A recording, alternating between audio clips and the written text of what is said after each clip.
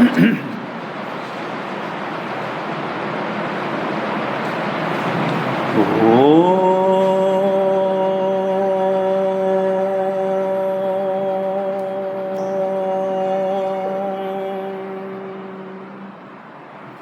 आ रही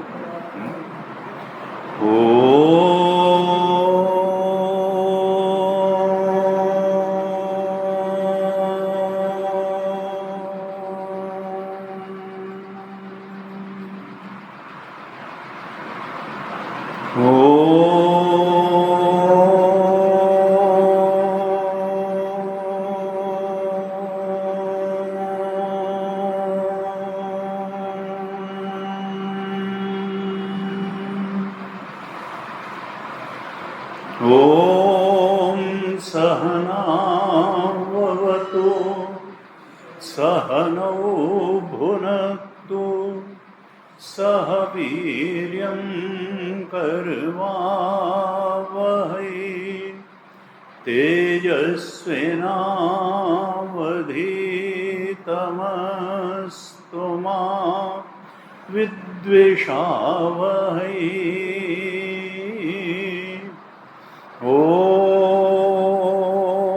शान्ति शान्ति शान्तिः। सदाशिवसमारम्भां शङ्कराचार्यमध्यमाम् अस्मदाचार्यपर्यन्तां वन्दे गुरुपरम्पराम्। अज्ञानतिमिरान्धस्य ज्ञानाञ्जनशलाकया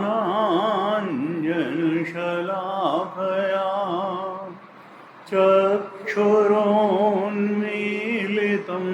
येन तस्मै श्री गुरवे नमः।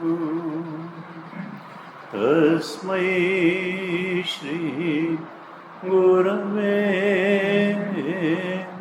नमः। यन्मायावशवर्ति विश्वमखिलं ब्रह्मादिदेवासुराः यत्सत्त्वादियं मृषैव भाति सकलं रज्जो यथा हेर्ब्रह्म यत्पादप्लवमेकमेव हि भवां बोधे स्थितिर्षावतां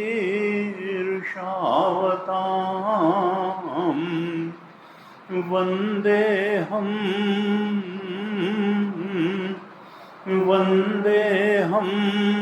तमशेषकारणपरं रामाख्यमीशं हरिं रामाख्यमीशं हरिं। प्रसन्नतां यानगताभिषेकता तथा नमं लेवनवासुदुःखतः मुखाम्बुजश्रीरघुनन्दनस्य मे सदास्तु सामञ्जुलमङ्गलप्रदा सदास्तु सामञ्जुलमङ्गलप्रदा। नीलाम्बुजश्यामलकोमलाङ्गं सीतासमारोपितवाङ्भागं पाणौ महासायकचारुचापं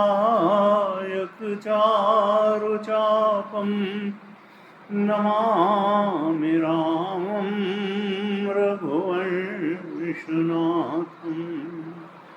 अतुलितबलधामं हेमशैलाभदेयं दनुजुवन कृशानं ज्ञानिनामग्रगण्यं सकलगुणनिधानं वानराणामधीशं रघुपति प्रियभक्तं वातजातं नमामि।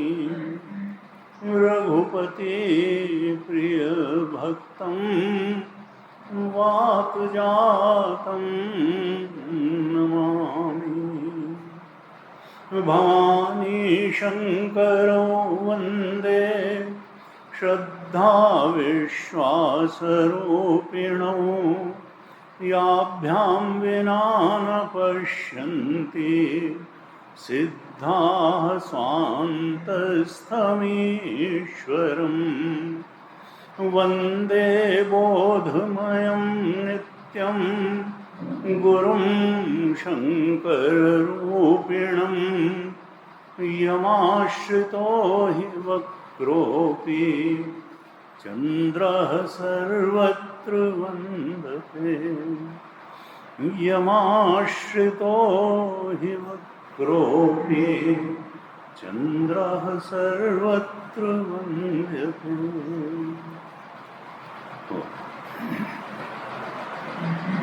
संध्या के सत्र में हमने बालकांड में जो तुलसीदास जी ने वर्णन किया है शिव गीता नाम से, तो ये विषय का चयन किया है। पार्वती जी और शिव जी के बीच का संवाद है, वेदांतिक उपदेश है इसमें।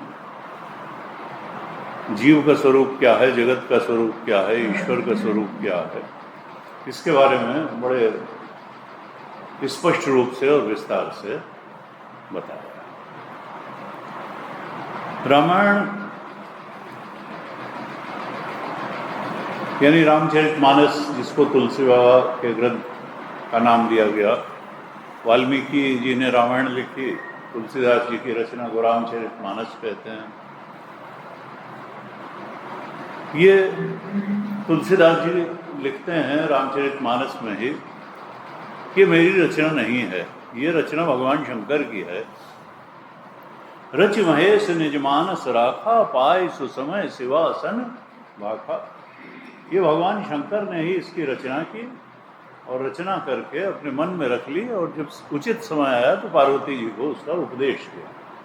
रच महेश, चूंकि शंकर जी की यह रचना है और उन्होंने अपने मन में ये राम जी का चरित्र रच करके, हमने कल चर्चा की थी कि राम का अर्थ तुलसीदास जी ने क्या किया। रामाख्यम ईशम हरिम, राम जो हैं वही ब्रह्म हैं, वही ईश हैं, वही हरि हैं, और उन्हीं को मैं दशरथ पुत्र राम के अवतारी जो उनका विग्रह है उसके माध्यम से मैं करूँगा। लेकिन वही सृष्टि का एकमात्र सत्य है, अंतिम सत्य हैं।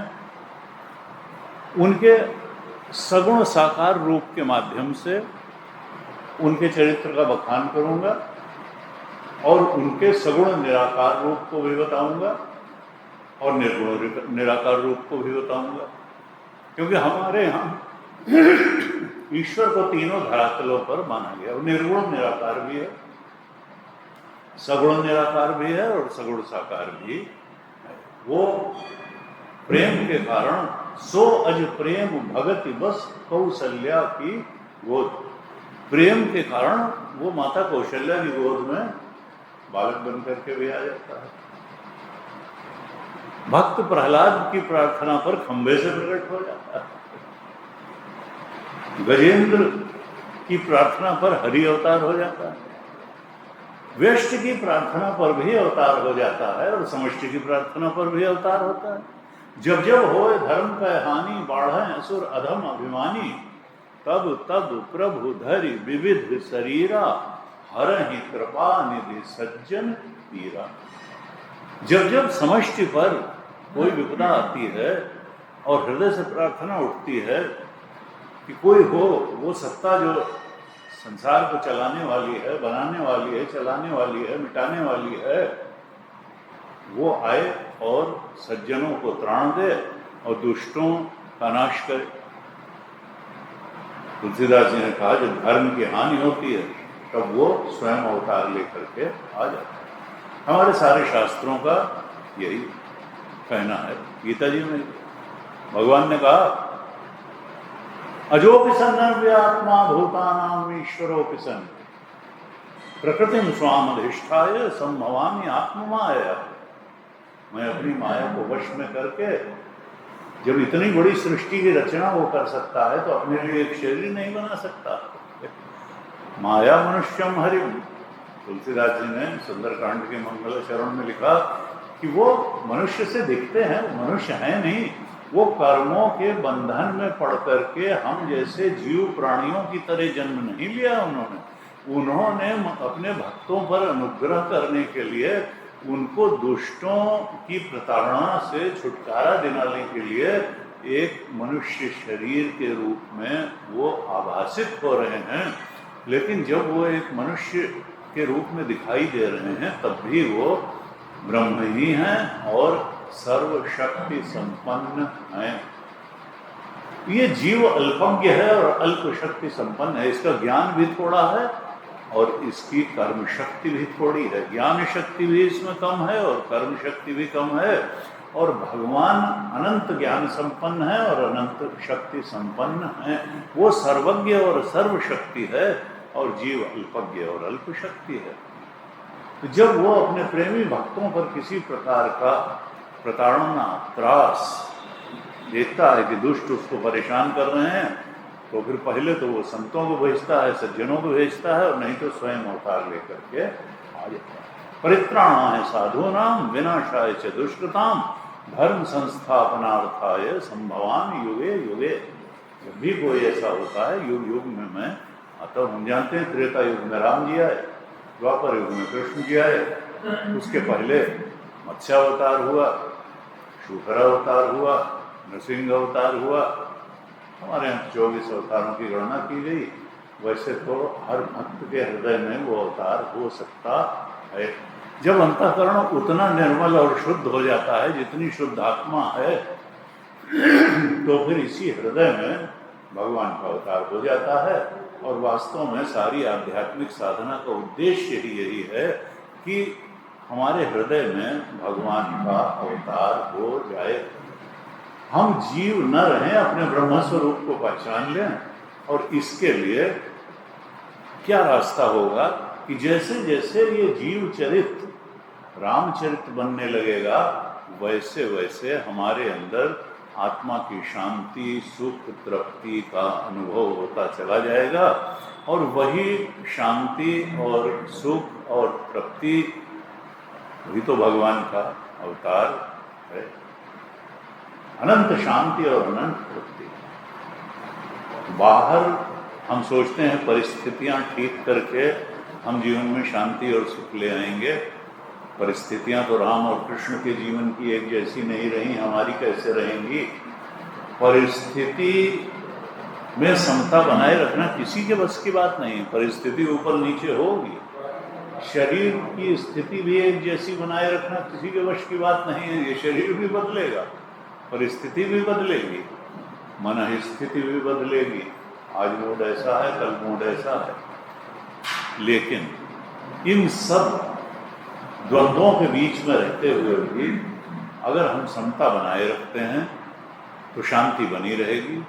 हम अगर परमात्मा के चरणों को पकड़ करके जीवन जीते हैं तो शांति बनी रहेगी। शरणागत होकर के अगर जीवन जीते हैं तो शांति बनी रहेगी। कल हमने बड़ी विस्तृत चर्चा की थी कि हम इच्छाओं के शरणागत होकर के जीवन जीते हैं और इसीलिए अशांत रहते हैं। रामचरितमानस का संदेश क्या है कि हे जीव, तुम इच्छाओं के शरणागत होकर के जीवन जियो, तुम प्रभु के शरणागत होकर के जीवन जियो।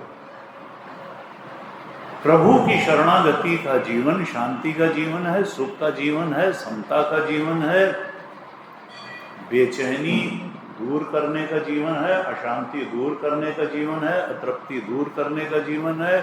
असंतुष्टि जो मनुष्य में है वो दूर करने का जीवन है।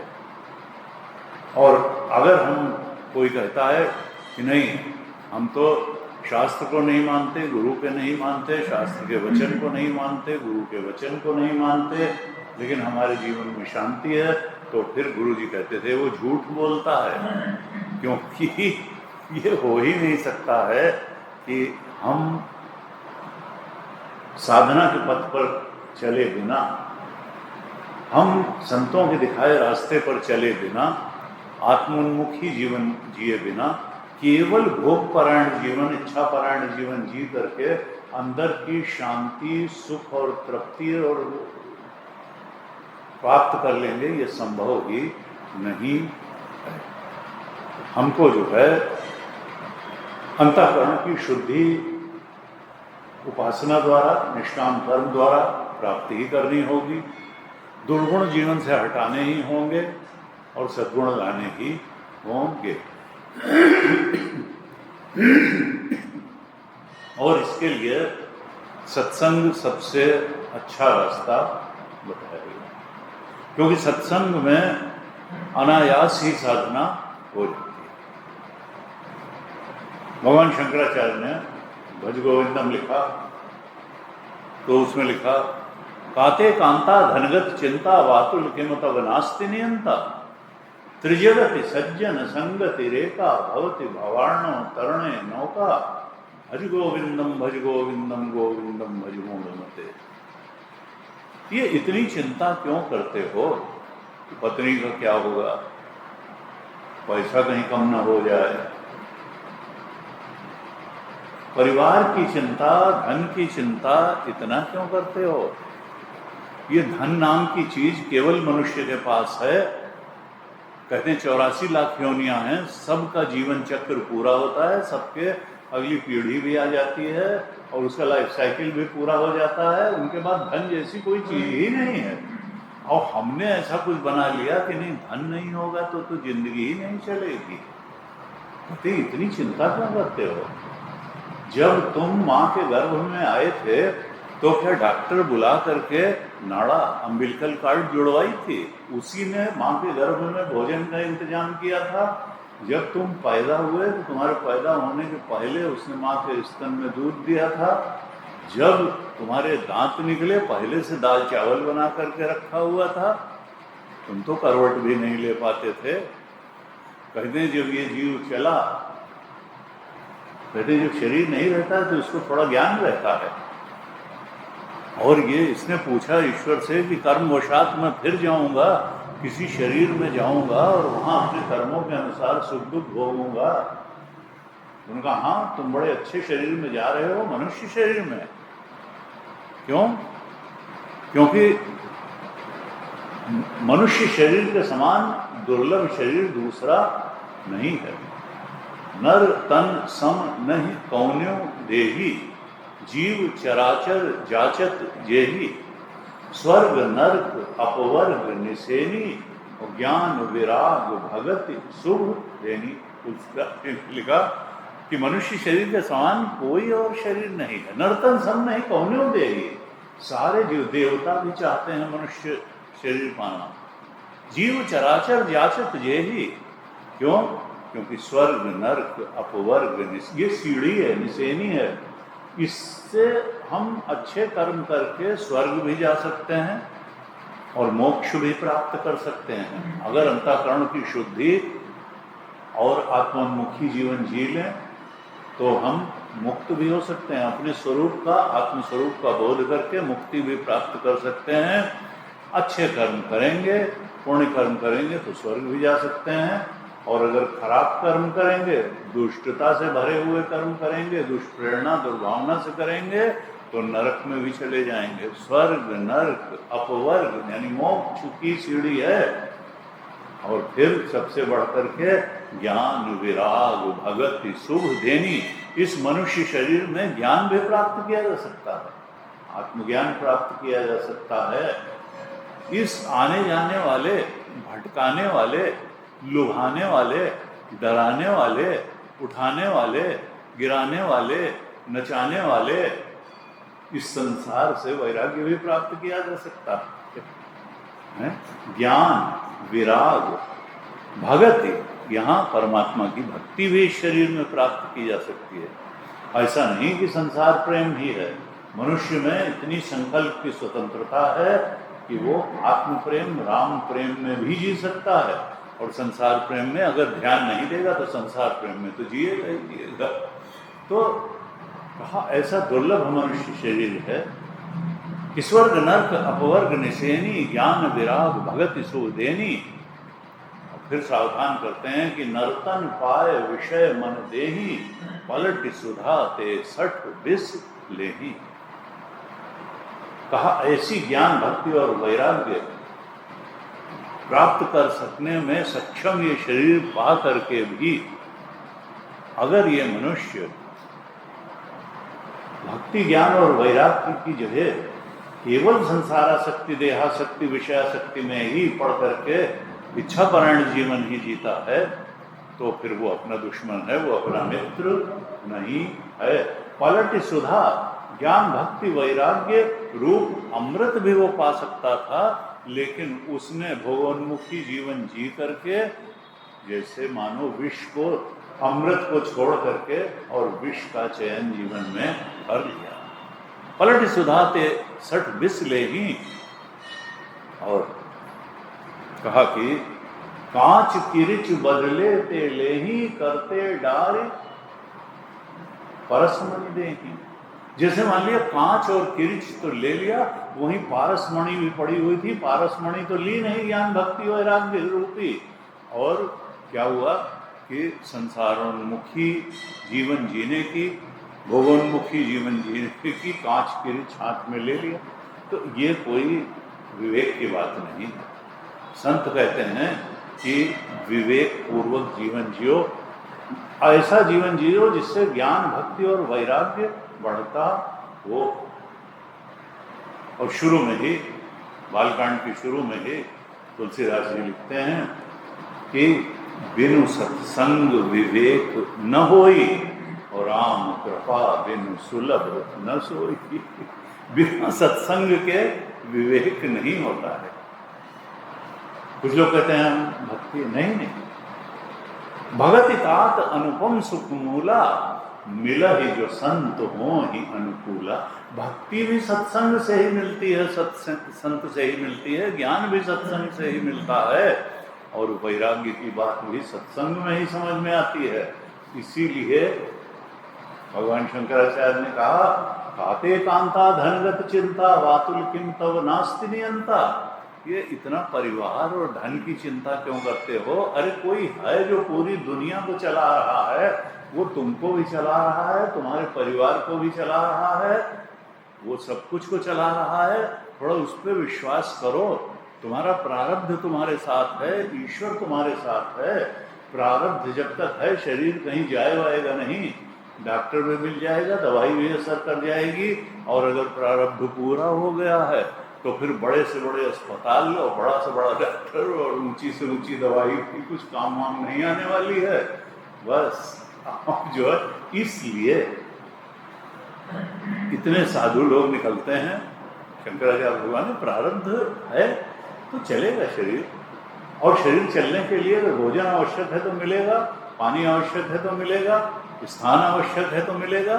इतनी चिंता करने की जरूरत नहीं है। वातुल किम तव नास्ति नियंता। जो सब कुछ का नियंता है वो तुम्हारे परिवार का, तुम्हारे शरीर का भी नियंता है। लेकिन मनुष्य जो है कहता है कि हम विवेकी हैं, लेकिन असल में वो अहंकारी है। वो कहता नहीं मैं मालिक हूँ, मैं अपने शरीर का भी मालिक हूँ, मैं अपने परिवार का भी मालिक हूँ, मैं अपने समाज का भी मालिक हूँ, और मैं इस सृष्टि का सर्वश्रेष्ठ प्राणी हूँ। मैं जैसे करूँगा वैसे होगा। अरे तुम तो किसी चीज़ के मालिक नहीं हो। भगवान ने को तुम्हारी बुद्धि पर कोई भरोसा नहीं है। उसने केवल तुमको इतनी ही फ्रीडम दी है कि तुम थोड़ा कमा लो, थोड़ा खा लो। इसके बाद जैसे ही यहाँ से नीचे और उतरा तो डाइजेस्टिव सिस्टम उसने अपने हाथ में रखा हुआ है, सर्कुलेटरी सिस्टम अपने हाथ में रखा हुआ है। उसने नर्वस सिस्टम की फंक्शनिंग अपने हाथ में रखी हुई है, उसने excretory system, reproductive system, respiratory सारे सिस्टम अपने हाथ में रखे हैं। नहीं तो तुम जो है कोई बाइल जूस कितना आज पचाने में है, पैंक्रियाटिक जूस कितना है, तुम तो दाल में नमक ही कम ज़्यादा कर देते हो। तुम कहाँ से ये हार्मोनल सिक्रेशन को तुम्हारी बुद्धि जो है वो कर सकती थी उसको? कुछ नहीं, तुम्हारा शरीर तक तुम्हारी बात नहीं मानता। अपने जवान किए जवान नहीं हुए, अपने बुढ़ापे को रोक नहीं सकते हो, अपनी मृत्यु को रोक नहीं सकते हो। तुम्हारा शरीर न तुम्हारे चलाए चल रहा है, न तुम उसको बदलाव में रोक सकते हो। तुम्हारे हाथ में है क्या? लेकिन मनुष्य का अहंकार कहता है नहीं, मैं तुम कुछ नहीं, वही चला रही है सत्ता, तुमको भी चला रही है, परिवार को भी, संसार को भी। और मजे की बात यह कि वो ये जानता है कि हमने अगर इसको कुछ लुभावना तरीका ना बताया तो ये अपने शायद शरीर को भी चलाने को मना कर दे। इसलिए उसने स्वादेंद्री दे दी, उसने थोड़ा आनंद दे दिया। नहीं तो 25 मिनट नाश्ता और 25 मिनट लंच और 25 मिनट जो है डिनर, रोज का 1.25 घंटा डाइनिंग टेबल पर बैठ के मुंह चलाना जिम जाने से ज़्यादा कठिन हमको लगता।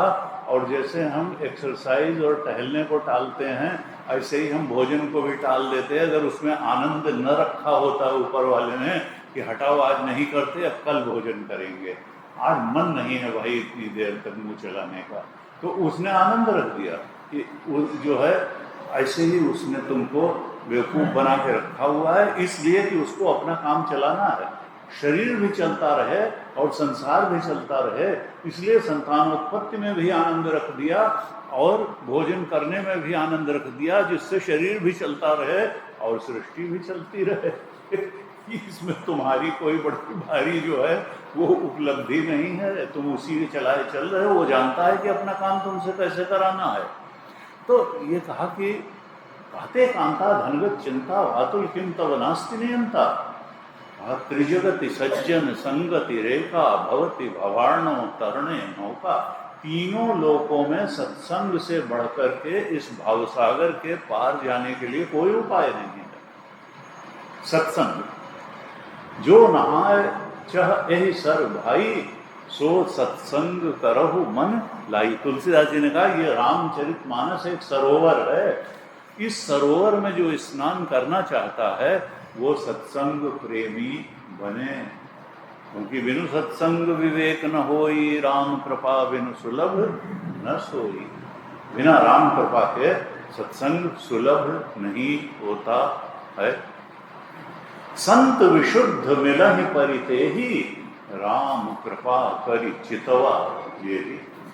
कहा उसी को विशुद्ध संत मिलते हैं जिस पर भगवान की कृपा हो जाती है।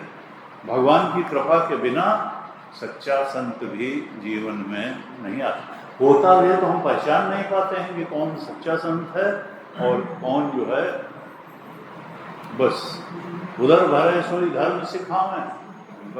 तुलसीदास जी ने लिखा उत्तर कलयुग में क्या होगा कि ऐसे ऐसे होंगे लोग कि जो पेट भरने के लिए धर्म का इस्तेमाल करेंगे। उनके धार्मिक आडंबर का उद्देश्य पेट भरना होगा, बड़े बड़े आश्रम बनाना, बड़ी बड़ी गाड़ियां खरीदना। और हम देखते ही हैं कि किस प्रकार से उन्होंने कहा बेचे ही वेद धर्म दुहिले ही। कलयुग में क्या होगा, वेद बेचे जाएंगे और धर्म को दुहा जाएगा पर्सनल इंटरेस्ट में।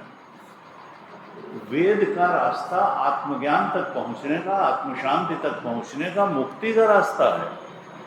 वो मुक्ति का रास्ता देने के बजाय स्पिरिचुअल इंटरटेनमेंट का रास्ता बन चुका है। आज जो है वक्ता श्रोताओं के पीछे चलता है। किसी संत ने कहा नेता कौन है, जो लोगों के आगे चलता है, लीड करता है, लेकिन मानसिक रूप से वो फॉलोअर्स के पीछे चलता है। अगर फॉलोअर्स की बात वो अपने मुंह से कहेगा तो फिर बहुत लोग उसको फॉलो करेंगे। तो फिजिकली तो नेता आगे चलता दिखाई देता है, लेकिन मानसिक रूप से वो फॉलोअर्स के पीछे चलता है और इसलिए लोग उसको फॉलो करते हैं। और यहाँ भी यही है, क्योंकि सत्य कई बार क्या होता है, कठोर होता है। हम जिन मान्यताओं धारणाओं में जिंदा हैं, अगर हमारे शास्त्र उन पर प्रहार करते हैं, हमारी जीवन दृष्टि पर प्रश्न चिन्ह लगाते हैं, तो हमको पसंद नहीं आता और इसलिए फिर हम उसको अवॉइड करते हैं कि नहीं, ये बात ठीक नहीं है।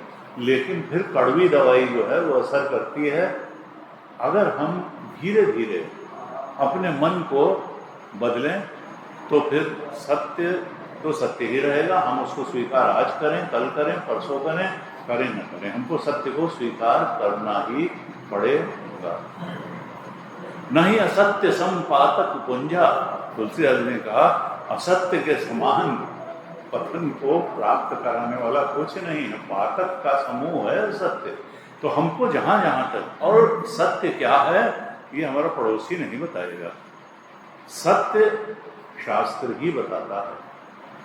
गीता जी बताएंगी कि सत्य क्या है, असत्य क्या है। रामायण जी बताएंगे संत जिस रास्ते पर चले वो सत्य है और असंत जिस रास्ते पर चले वो असत्य है। इसीलिए रामायण में, रामचरितमानस में 2-3 जो है संत के भी लक्षण बताए, असंत के भी लक्षण बताए। और तुलसीदास जी लिखते हैं तापे कछु गुण दोष बखाने, संग्रह त्याग न बिनु पहचाने। मुझे तो वैसे तो मायाकृत है, ये संसार जो है त्रिगुणात्मक है, फिर भी आत्मबोध का रास्ता, शांति का रास्ता, आत्म सत्य की प्राप्ति का रास्ता गुणों से होकर के जाता है और दुर्गुणों के त्याग से जाता है और सद्गुणों का। इसलिए मैंने थोड़ा बताया कि सद्गुण क्या है और दुर्गुण क्या है, जिससे कि ये मनुष्य धीरे धीरे पहचान करके दुर्गुणों को हटा सके और सद्गुणों को ला सके। तो सत्संग की ऐसी महिमा बताई कि तीनों लोकों में सत्संग से बढ़ करके, बालकांड के प्रारंभ में ही तुलसीदास जी कहते हैं मत की रति गति भूति भलाई, जो जहि जतन जहां जब पाई, सो जाने सत्संग प्रभाव, लोकहु वेद न आन उपाऊ। लोक और वेद में सत्संग से बढ़ करके और कोई रास्ता नहीं है। और इस दुनिया में जिसने भी एक्सेल किया, जिस फील्ड में एक्सेल किया, वो सत्संग के कारण ही एक्सेल किया। कोई अच्छा इंजीनियर बना तो अच्छे इंस्टीट्यूशन में पढ़ा, अच्छे उसको वहाँ पे टीचर्स मिले, अच्छी लेबोरेटरीज मिली, अच्छे ढंग से उसने उस ज्ञान को प्राप्त किया तो एक्सेल कर गया। अच्छा डॉक्टर बना है तो अच्छे इंस्टीट्यूशन में पढ़ा, अच्छे लोगों के, वो उसकी फील्ड का सत्संग है। और आध्यात्मिक फील्ड का सत्संग क्या है कि कोई बोध प्राप्त संत अगर मिल गया और उसने सच्चा और अच्छा मार्ग बता दिया और बिल्कुल क्या क्या अवरोध आएंगे उसमें वो भी बता दिया, अवरोध का निराकरण कैसे होगा वो भी बता दिया, तो आप भी उस पर अपने गुरु का रास्ता पकड़ करके चलते चलते पहुंच जाएंगे। इसलिए गुरु महिमा का इतना बखान किया गया है। गुरुबिन भवनि भीतर न कोई, जो बिरंच शंकर सम होई। ईश्वरो गुरुरात्मेति मूर्ति भेद विभागिने, व्योमवत् व्याप्त देहाय लक्षणामूर्तये नमः। मानसोल्लास में आता है कि देखो ये तीन का आकार अलग अलग है। ईश्वर मायोपाधिक ब्रह्म ईश्वर, गुरु क्या है, एक मनुष्य शरीरधारी लेकिन अपने ब्रह्म स्वरूप के बोध में स्थित है, वो गुरु है। श्रोत्री ब्रह्मनिष्ठ है, अपने गुरु से उसने ज्ञान प्राप्त करके अपने ब्रह्म स्वरूप में दृढ़ता से स्थित हो गया। ब्रह्म दृष्टि में जी है, वो जीव दृष्टि अब उसकी नहीं रही, अब ब्रह्म दृष्टि हो गई है। ईश्वर, और ईश्वर तो अपने ज्ञान को कभी बोलता ही नहीं, वो तो मायोपाधिक ब्रह्म। कृष्ण जब आते हैं तब भी सच्चिदानंद रूपाय विश्वोत्पत्त्यादि हेतवे तापत, वो तब भी ब्रह्म स्वरूप है। राम ब्रह्म परमार्थ रूपा अविगत अकथ अनादि अनूपा, राम भी ब्रह्म स्वरूप है। उनको नहीं भूलता कि हम ब्रह्म नहीं हैं, हम जीव हैं, भूल जाते हैं। हम संसार के आकर्षणों में सत्य को भूल जाते हैं, वो नहीं भूलते हैं। उनकी शक्ति भी है और ज्ञान भी वैसे ही जागृत रहता है। कहा ईश्वरो गुरु, गुरु भी उसका ज्ञान धूमिल नहीं पड़ता है। ईश्वर, गुरु और आत्मा ये तीनों सच्चिदानंद ही हैं। ईश्वरो गुरु आत्मेति मूर्ति भेद, बाहर से उपाधि अलग अलग है। गुरु की मनुष्य की उपाधि है, ईश्वर की माया की उपाधि है, और आत्मा तो उपाधि के पार बैठा हुआ शुद्ध चेतन है। ईश्वरो गुरु आत्मेति मूर्ति भेद विभागिने व्योमवत व्याप्त देहा है। वो जानता है कि मैं एक अखंड सर्वव्यापक चेतन हूँ। व्योमवत, जैसे आकाश है ऐसे ही चेतना के टुकड़े नहीं हो सकते हैं। चेतना तो आकाश से भी सूक्ष्म है, और जो जितना सूक्ष्म होता है वो उतना व्यापक होता है। पंच तत्वों में सबसे स्थूल है पृथ्वी तत्व, उससे सूक्ष्म है जल तत्व, उससे सूक्ष्म है अग्नि तत्व, उससे सूक्ष्म है वायु तत्व, और उससे भी सूक्ष्म है आकाश तत्व। तो आकाश सबसे ज्यादा सूक्ष्म है तो सबसे ज्यादा व्यापक है, और आकाश से भी ज्यादा सूक्ष्म है चेतन तत्व, आत्म तत्व। और हम क्या हैं? हम आत्म चेतन हैं, यानी हम भी क्या हैं? हम आकाश से भी एक अखंड सर्वव्यापक चेतन। ये तो उपाधि से तादात्म्य के कारण, आसक्ति के कारण हमने शरीर में कैद मान लिया, मन बुद्धि में कैद मान लिया, इच्छाओं कारण शरीर में कैद मान लिया। असल में चेतन के टुकड़े हो ही नहीं सकते हैं। इनका शरीर अलग है, इनकी बुद्धि अलग है, उनकी भावनाएं अलग हैं, इनकी इच्छाएं वासनाएं अलग हैं, लेकिन चेतना के स्तर पर सब एक है। ये है आध्यात्मिक साम्यवाद। ये सबसे बड़ा, ये जो स्पिरिचुअल कम्युनिज्म है, इससे बड़ा करके कोई कम्युनिज्म नहीं हो सकता है? यस्मिन सर्वाणि, ईशावास्य उपनिषद में कहा, यस्मिन सर्वाणि भूतानि आत्मा एव अभूत विजानतः तत्र को मोह कः शोकः एकत्वम अनुपश्यतः। यस्मिन, जब ऐसा समय आता है कि अपने आत्मा के सच्चे स्वरूप को पहचान लेता है, उसको एक अखंड सर्वव्यापक चेतन के रूप में पहचान लेता है, बाकी सबको उपाधि के रूप में पहचान लेता है, और उससे तादात्म्य तोड़ करके जीता है। यस्मिन सर्वाणि भूतानि, और जान लेता है कि सारे ही भूतों में वही आत्मा है। यस्मिन सर्वाणि भूतानि आत्मा एव भूत, सब आत्मस्वरूप हैं। तो तस्य को मोह कः शोक, तब मोह कैसा? कौन दूसरा है, कौन अपना है, कौन पराया है? सब तो अपने हैं, पराये नाम की यहाँ कोई चीज ही नहीं है। तस्य को मोह, को शोक, मोह और शोक के पास चला जाता है। एकत्व मन, क्योंकि अब एकत्व देख लिया, आत्मा का एकत्व देख लिया। ये जो है, ये है एकत्व की दृष्टि। हमारे उपनिषदों का संदेश, हमारे रामचरितमानस का संदेश, कि जहाँ पर घृणा नाम की कोई किससे घृणा करेंगे? जब सब हमारा ही है।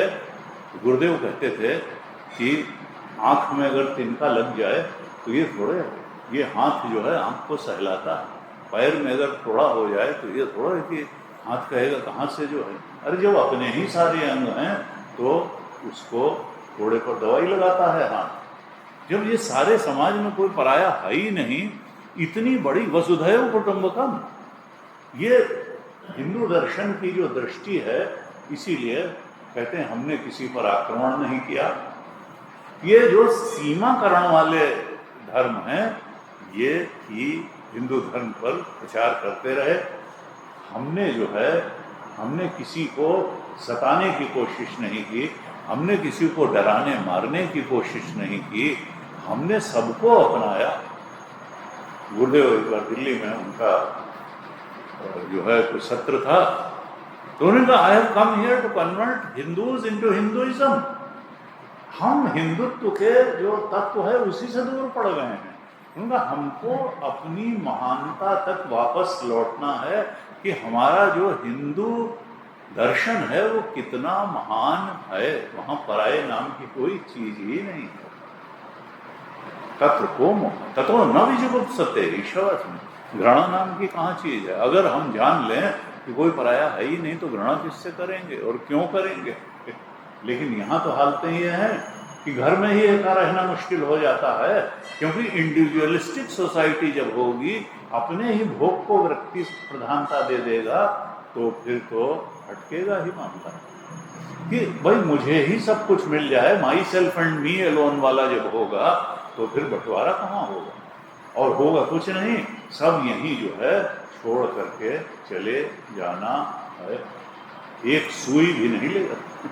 एक कथानक आती है, आता है कि भाई एक फकीर पहुंचा, तो साधु पहुंचा किसी बड़े भारी आदमी के यहाँ, उसकी बड़ी भारी धर्मशाला थी। उसने कहा भाई 2 रात रुकना है, तो उसने कहा हाँ रुक जाओ, धर्मशाला है। जाने लगा तो उसने कहा कि भाई, जो मैनेजर था, कि भाई 5 रुपया दे दो, 2 दिन का हुआ। उसने कहा भाई हमारे पास कोई पैसा नहीं है, हम तो साधु हैं। तो उसने कहा नहीं नहीं भाई, हमारे यहाँ का नियम है, साधु हो चाहे जो, 2 रात रुके और किराया तो देना पड़ेगा। तो उसने कहा भाई क्या है, फिर उसने कहा भाई मालिक माफ़ कर दे, माफ़ कर दे। तो जो सेठ था उसके पास गया, सेठ ने कहा भाई देखो, एक एक पैसा जोड़ के सेठ बना जाता है, ये इस तरह से अगर हम खैरात बांटते रहते तो आज सेठ न होते, तो देना तो पड़ेगा 5 रुपया। उनका भाई हमारे पास तो है ही नहीं, तो फिर क्या करें। उनका भाई अच्छा ऐसा करते हैं कि तुमने संसार की कमाई की और हमने अध्यात्म की कमाई की, देखो ऐसा है कि मरना तो तुमको भी है, हमको भी है, तो ऐसा करो कि ये एक सुई हमारे पास है, इसको तुम रख लो हमारी निशानी के रूप में, और जब तुम मर करके जाओगे तो मेरी इतनी तो आध्यात्मिक कमाई है कि अगर तुम अधिकारी नहीं भी होगे तो मैं स्वर्ग का रास्ता तुम्हारे लिए खुलवा दूंगा। उसने कहा अच्छा ऐसी बात है। उसने कहा हाँ अच्छा तब ठीक है, लाओ सुई। उसने सुई लेके रख ली। उसके बाद जब घर पहुंचा तो उसकी पत्नी ने कहा तुम बेवकूफ हो क्या, तुमको खड़े खड़े बेवकूफ बना गया, तुम इस सुई को ले जा सकते हो मरने के बाद अपने साथ, उसको तुमको जो है वो कहेगा सुई लेते आना, तो दिखा करके यहाँ से एक सुई भी कोई ले करके नहीं जा सकता है, वो जो है अपने कर्म के अनुसार ही होगा। तुम जो है तो उससे हाँ ये बात तो खैर, उस सुई तो क्या ले गया, लेकिन उसकी आँख खुल गई कि भाई ये जो है ये धन मन यहीं रखा रह जाएगा, साथ में अपनी कमाई जाएगी, अपने सद्गुण जाएंगे, अपने दुर्गुण जाएंगे, अपने सत्कर्म जाएंगे, अपने दुष्कर्म जाएंगे, और वही जो है जाएंगे। मुंडक उपनिषद ने कहा अगर तुमने ठीक से जीवन जिया है, तुमने शास्त्र पुराण और गुरु के वचनों के अनुसार जीवन जिया है, तो तुम्हारे द्वारा जो दी गई आहुतियां हैं, सत्कर्म की आहुतियां हैं, सद्भाव की आहुतियां हैं, सद्विचार की आहुतियां हैं, वो मरने के बाद जैसे अप्सराएं बन करके तुम्हारे जीव के लिए एही एही आहुतयो बनंती, वो जैसे कि आप किसी 5 स्टार होटल में जाते हैं और बड़ा आदमी पहले से आपने 1 हफ्ते के लिए वहाँ ट्रांसफ़र कर दिया है पैसा रुकने के लिए, तो वहाँ वो आएगा उसका होटल का आदमी और कहेगा दिस वे सर, ऐसे ऐसे कहते हुए ले जाएगा आदरपूर्वक। ऐसे ही आपके द्वारा दी हुई आहुतियाँ आपको यही इधर चलिए माशा, इधर चलिए करते हुए आपको उच्च लोकों में ले जाएंगी। इसलिए यहाँ से सत्कर्म ही साथ जाएगा। अगर इधर उधर करके बहुत धन आपने कमा भी लिया तो धन कमाने में परेशानी है, रखने में परेशानी है, खर्च करने में परेशानी है। असल में धन जो है वो कभी किसी के सुख का कारण हुआ ही नहीं। शंकराचार्य भगवान ने तो ये भी कह दिया कि अर्थ अनर्थय भावय नित्यम, न जाने किसने इसका नाम अर्थ रख दिया। अरे ये तो अनर्थ है, इसका नाम अर्थ नहीं अनर्थ होना चाहिए। अर्थ अनर्थय भाव है, इसको तो तुम अनर्थ ही जानो, अर्थ नहीं। नास्ति ततः सुख लेशः सत्यम, इसमें सुख का लेश मात्र भी नहीं है। क्यों? पुत्रादपि धन भाजाम भीति सर्वत्रेषा विहिता रीति। जिसके पास बहुत ज्यादा पैसा होता है उसको अपने लड़के से भी डर लगता है। लड़का सोचता है कि सब कुंडली मार के बैठा हुआ है, मैं तो खुद ही बूढ़ा हुआ जा रहा हूँ और ये तो जाने का नाम ही नहीं ले रहा, मैं कब इस पैसे का भोग करूँगा। तब फिर मुगल एम्पायर में जब ऊब जाता था तो औरंगजेब शाह यहाँ को कैद कर लेता था। तो वो स्थितियाँ जो है ऐसे। पुत्रादपि धन भाजाम भीति सर्वत्रेषा विहिता रीति। देखो तुम्हारे भाग्य में जितना मिलेगा, तुम कर्म करोगे तो उसका रिटर्न तो आएगा ही आएगा, परेशान मत हो। तृष्णा जो है वो नचाती है, भटकाती है, रुलाती है। मूढ़ जही धनागम तृष्णा पुर सद्बुद्धि मनस वितृष्णा। सद्बुद्धि, धन की तृष्णा से सद्बुद्धि बहुत ज्यादा महत्वपूर्ण है। कहा मूढ़, वो मूढ़ है जो केवल धन की तृष्णा को ही पाले हुए जीवन बिता देता। आशा तृष्णा नाम हुई, मरमर गए शरीर।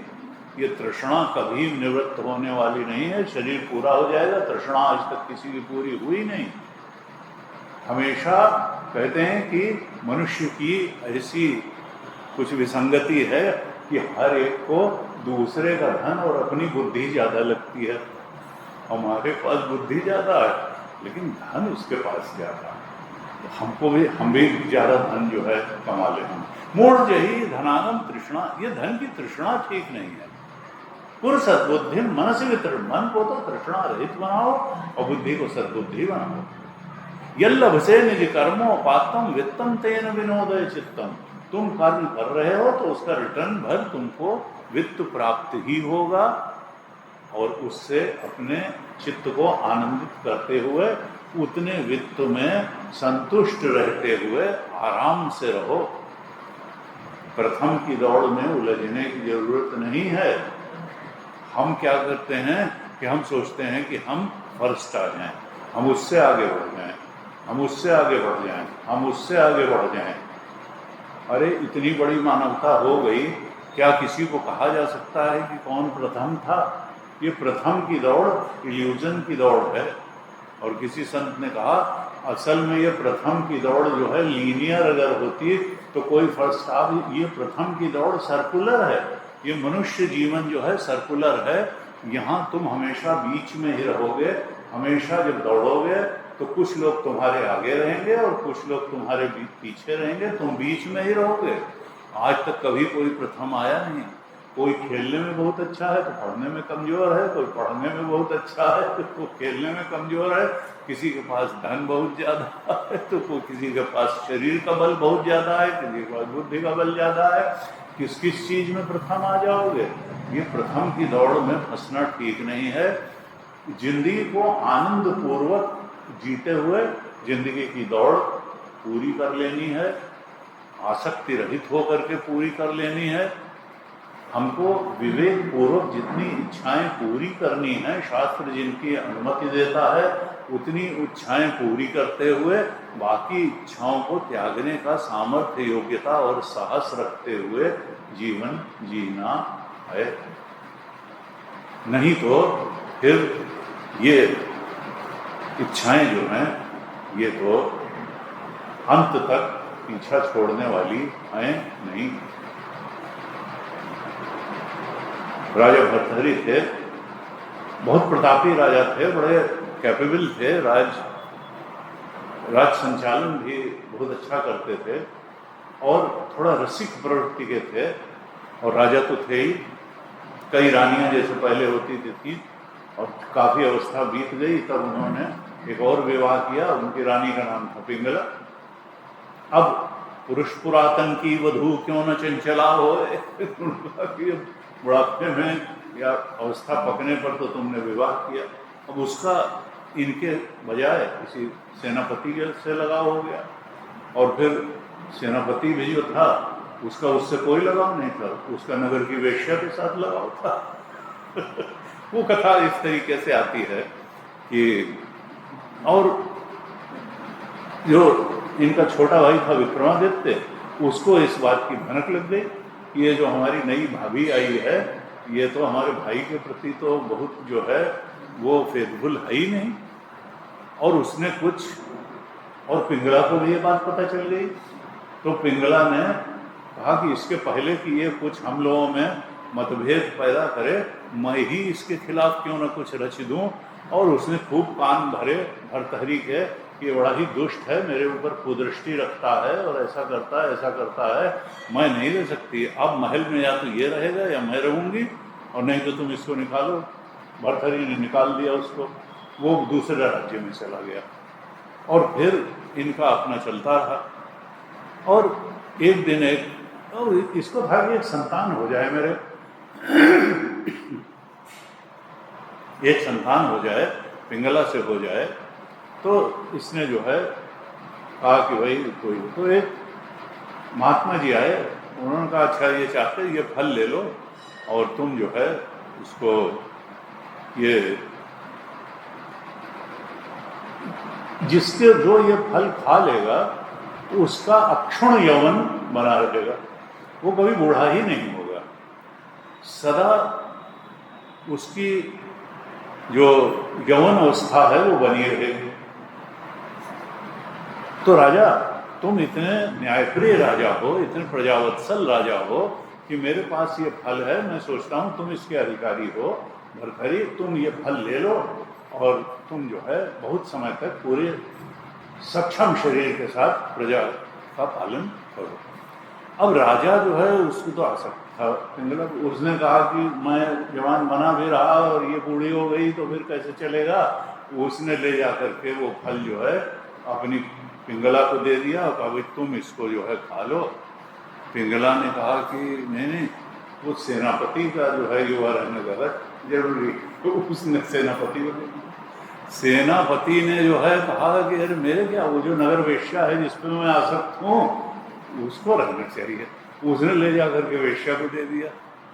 वेश्या ने कहा मेरा ये गंदा शरीर मैंने कितने परिवारों को नरक में डाला, ये शरीर किसी अच्छे काम तो आया नहीं, और अगर मेरी ये यौवनावस्था ज़्यादा बनी रही तो कितने पाप मैं और इकट्ठा करूंगी, कितने घर बर्बाद करूंगी, कितने लोगों को दुष्चरित्र बनाऊंगी, तो मैं तो इस फल के योग्य हूँ नहीं, तो कौन है इस फल के योग्य। तो उसको लगा कि जो मेरा राजा है बड़ा ही न्यायप्रिय है और बहुत ही अच्छा है, बड़ा प्रजावत्सल है, उसको अगर मैं दे दूं तो ये मेरे शरीर से एक तो पुण्य का काम जीवन में हो जाए। और तब वो गई और उसने राजा को कहा कि देखिए ये फल ऐसा है कि इससे चिर यौवन बना रहेगा, इसको जो है आप ग्रहण करिए। राजा तो कब कर रहेगा, उसने कहा ये कहाँ से होता हुआ ये फल आया मेरे पास। और तब उसको लगा कि जो विक्रमादित्य कह रहा था भाई मेरा वो तो ठीक ही था, और उसने कुछ नहीं कहा, उसने कुछ नहीं कहा, न पिंगला को कुछ कहा, न सेनापति को कुछ कहा, न वेश्या को कुछ कहा। उसने कहा विक्रमादित्य को ढूंढवाओ, और बुलवाया, उसको राजा बनाया, और उसने कहा अब मैं परिव्रज्या लेकर के संन्यास, अब मैं इस संसार का स्वरूप समझ गया, अब मैं जा रहा हूँ तपस्या करने, और अब मैं भगवान में मन लगा करके, बहुत संसार में मन लगा लिया और देख लिया, अब मैं भगवान में मन लगाऊंगा। और तब उसने पहले उसने श्रृंगार शतक लिखा, त्रिशतक है भरतहरि का बड़ा अच्छा, फिर उसने नीति शतक लिखा, राज्य कैसे चल, फिर उसने वैराग्य शतक लिखा, और वैराग्य शतक में उसने लिखा कालो न याता वयमेव याता, काल तो बीता नहीं हम ही बीत गए, तपो न तपतो वयमेव, तप तो हमने तपे नहीं, तप ने ही हमको तप लिया। कहा भोगा न भुक्त्वा वयमेव, हमने तो भोगों को भोगा नहीं, भोगों ने ही हमको भोग लिया। और कहा तृष्णा न जीर्णा वयमेव जीर्णा, तृष्णा तो बूढ़ी हुई नहीं, हम ही बूढ़े हो गए तृष्णा। इस तरह से बड़ी सुंदर सुंदर बातें उन्होंने लिखी, और फिर विक्रमादित्य को राजा बना करके वो चले गए। तो इस प्रकार से ये बार बार व्यक्ति के अगर खोल करके आंख जीवन को देखे तो ये गुरु कहते संसार अपने आप बता देता है कि हम बहुत दिल लगाने वाली चीज नहीं है।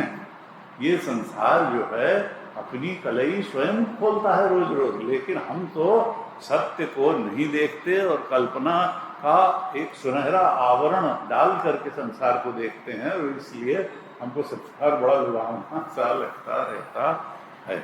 और संत और शास्त्र कहते हैं कि तुम मेरी दृष्टि से देखो, यह शास्त्र विधि मुत्सृज्य वर्तते काम कारक, न स सिद्धिम अवाप्नोति न सुखम न पराम गतिम।